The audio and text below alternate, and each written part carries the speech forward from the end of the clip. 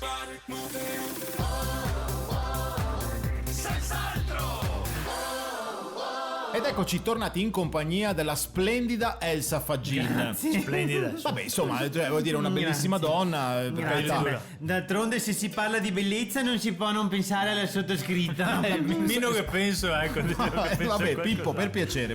Allora, No, vabbè. lei è qui, Elsa, per parlarci di amore, perché ha una rubrica che si chiama Lovely Elsa. Esatto, mi avevano proposto o radio o TV. Poi hanno scelto per me la radio, per fortuna. Per fortuna di tutti, tranne Mie e De Gaetano, che vedremo No, proprio di Pippo, persona. per piacere. Allora, per questa piacere. rubrica è per voi amiche, Sì. amici e amici con l'asterisco. Che nei ok. social si usa molto amici con l'asterisco. Brava, molto moderno, brava Elsa. È pronta per iniziare? Certo, sarò velocissima anche perché mi aspettano fuori per cena. Devo andare a mangiare con un gruppo di amiche, amici e amici con Vabbè. l'asterisco. Vabbè, Andiamo sì, a mangiare il pesce con l'asterisco. Anche quello con l'asterisco. Sì, potrebbe essere surgelato.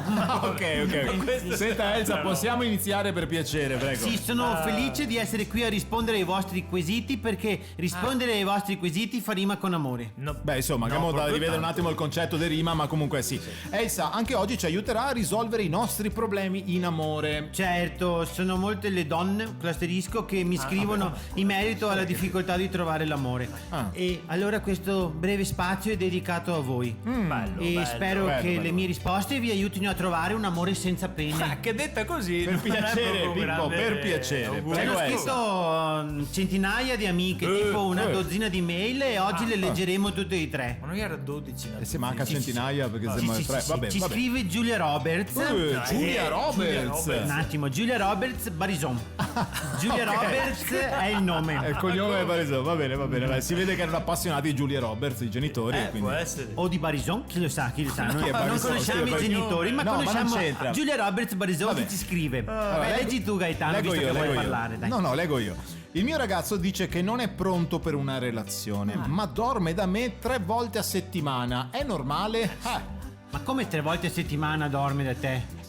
Ma questo significa che sta sveglio 4 volte a settimana? Non No. fa tanto bene stare No, Pippo, no. ma non ti ci mettere anche tu, no? Forse Il c'è mio un consiglio equivoco. è che lui deve dormire almeno 7 volte a settimana. Sì, questo Io- probabilmente io dormo già lo almeno fa. una volta al giorno. Giusto. Ma questo Elsa. è un oddio, consiglio che possiamo in realtà la sera, perché non è che vado tanto al giorno. Sì, poi dipende nel suo caso quanto dorme durante la giornata. Elsa, Secondo però- me è molto stanco il moroso di Giulia Roberts. ma non Barison. credo che Giulia Robert Barison intendesse lasciamo stare, Andiamo andiamo alla avanti, un'altra prossima, mail, andiamo alla però. prossima. Un'altra mail che ci chiede una ragazza, dice: mio marito ha grossi problemi di alito, ma lei non ha coraggio di dirglielo. Come può fare, Elsa?